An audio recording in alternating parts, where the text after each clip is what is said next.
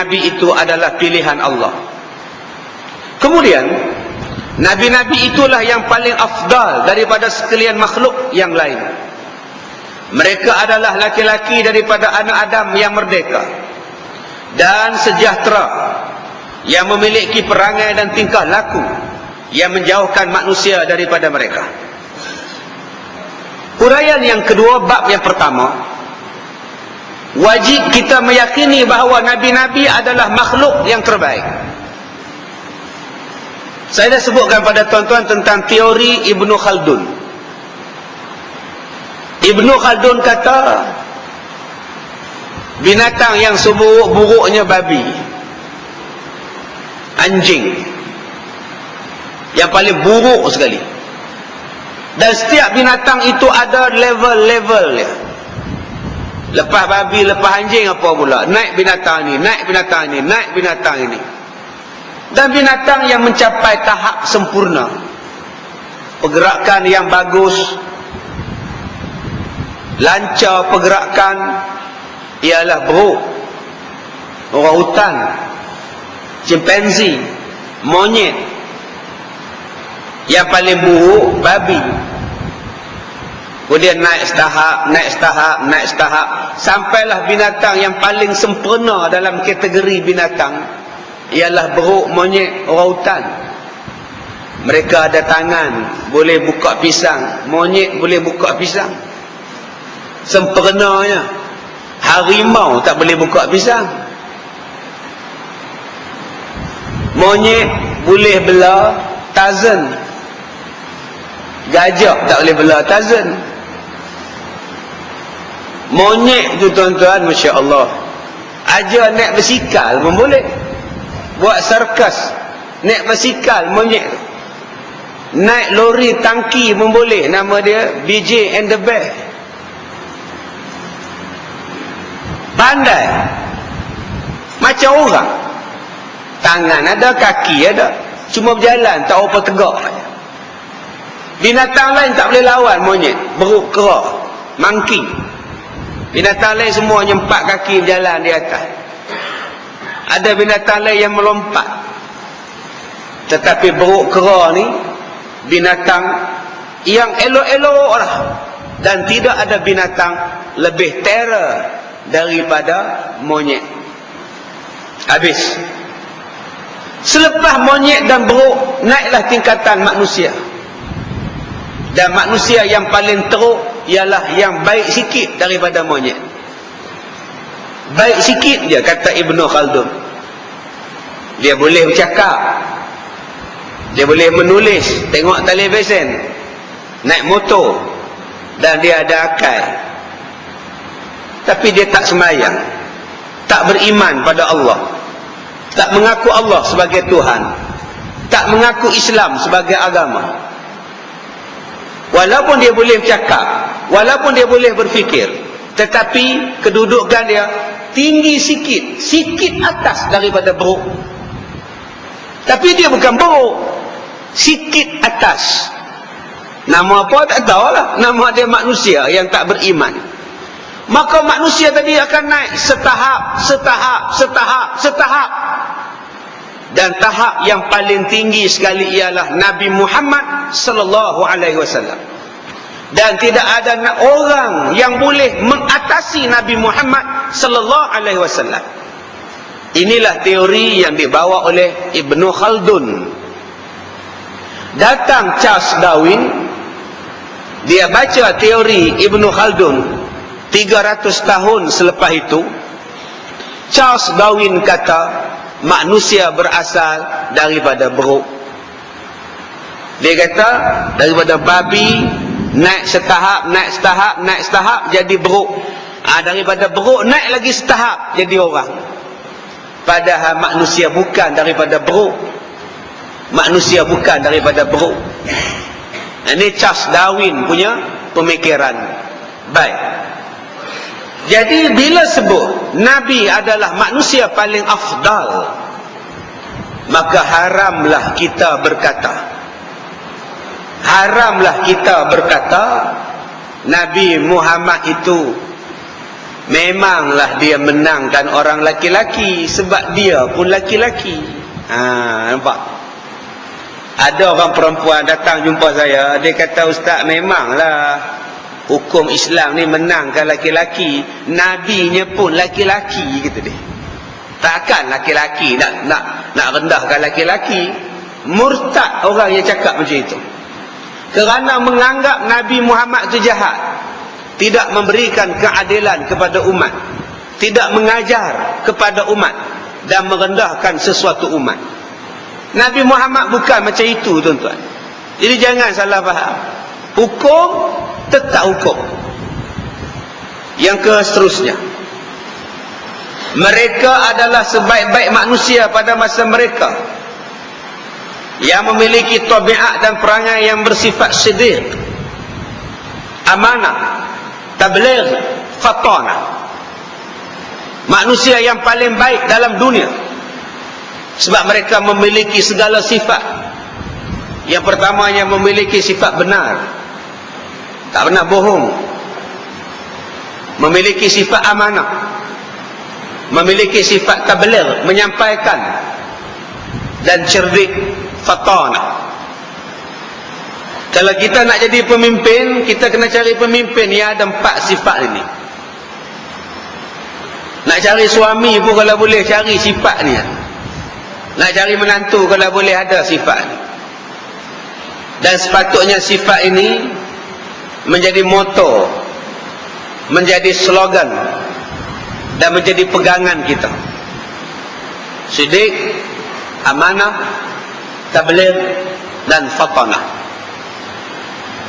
Dan yang seterusnya, mereka diwahyukan dengan hukum syarak untuk diamalkan bagi mereka saja, sebab mereka itu adalah nabi dan bukannya rasul. Ada nabi yang hanya mendapat ajaran untuk mereka saja, dan ada nabi yang mendapat ajaran untuk sekalian umat, sebab nabi itu jatuh kepada rasul. Jadi dia ada 2 perbezaan itu. Satu nabi, satu rasul. Ada seorang nabi, nama dia Nabi Khidir. Ajaran dia, amalan dia, wahyu untuk dia seorang.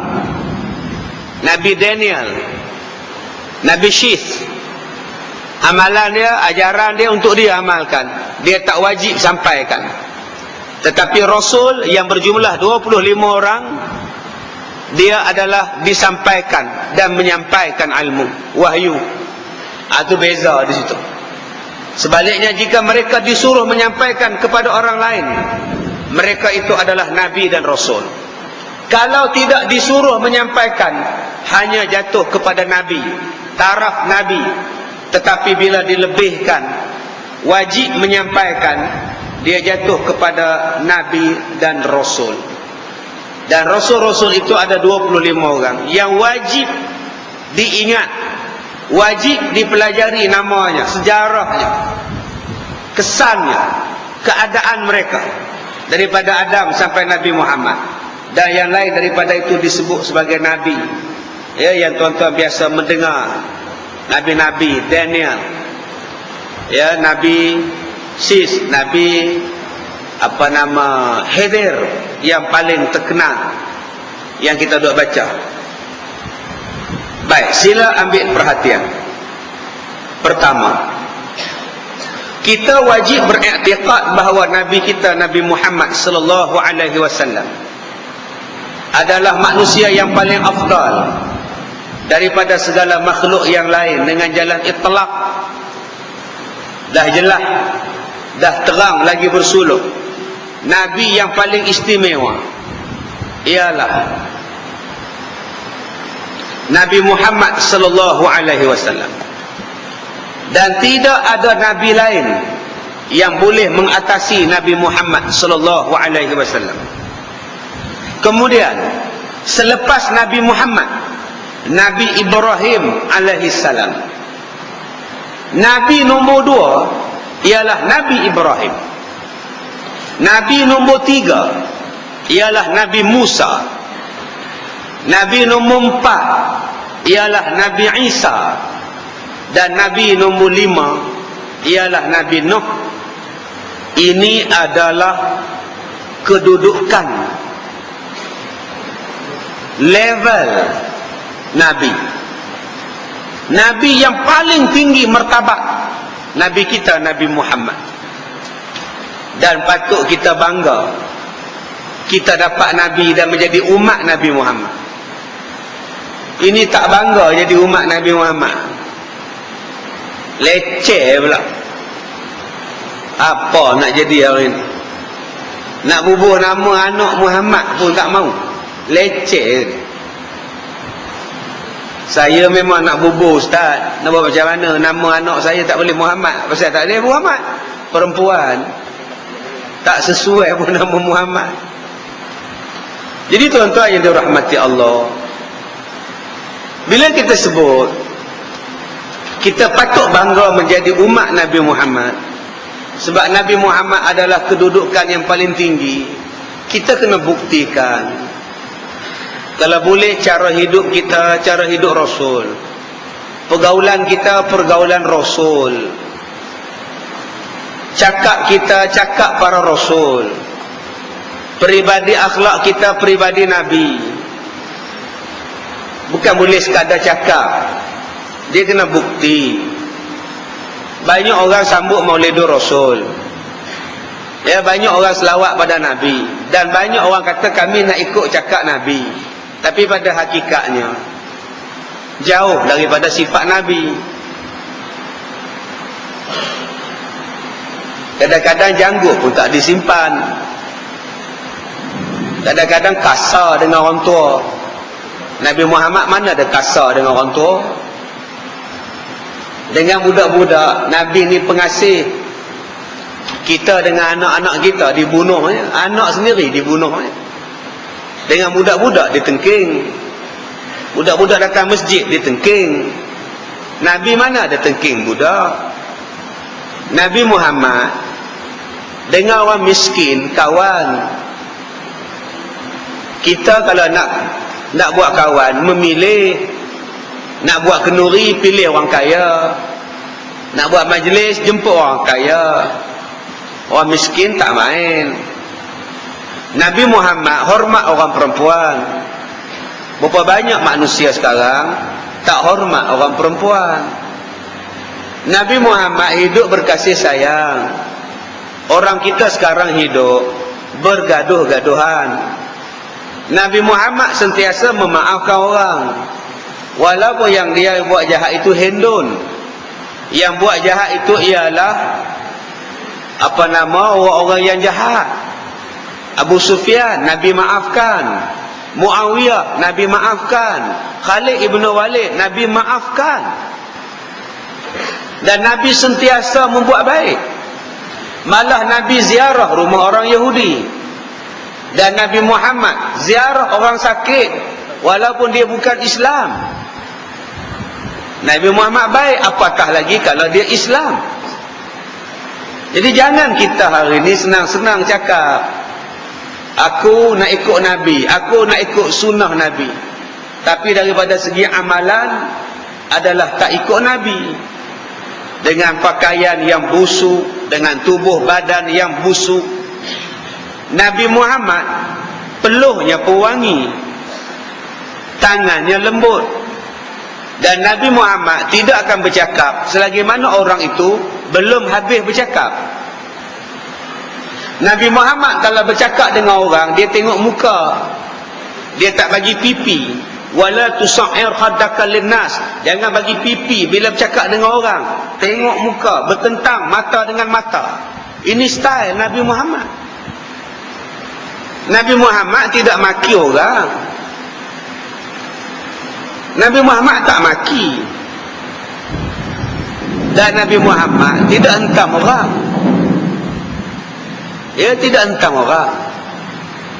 Saya baca kepada tuan-tuan seperti mana janji saya semalam di masjid, di surah Muttaqin, mesej-mesej yang sampai kepada saya, yang bukan-bukan mesej-mesej.